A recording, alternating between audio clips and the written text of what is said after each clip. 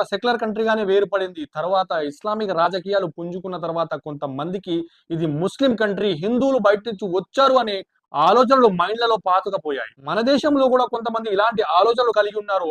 RSS సంస్థ వాళ్ళు వీరంటున్నారు ముస్లింలు, క్రైస్తవులు బయటి వాళ్ళు, ఇది హిందూ దేశం అంటున్నారు. ఈ పాయింట్ ని నోట్అవుట్ చేసి పెట్టుకోండి.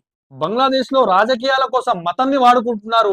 ఎలక్షన్స్ రాగానే హిందూ ముస్లిం చేస్తారు, మతాన్ని రెచ్చగొడతారు, ప్రజల్ని ఎమోషనల్ కి తీసుకొస్తారు. దేవాలయాలు, హిందూ వ్యాపారాలు, హిందూ కాలనీలు టార్గెట్ అవుతాయి. ఇవన్నీ మన ఇండియాలో కూడా జరుగుతున్నాయి. కంపేర్ చేసి చూసుకోండి. ఇది బీజేపీ స్ట్రాటజీ కాదా?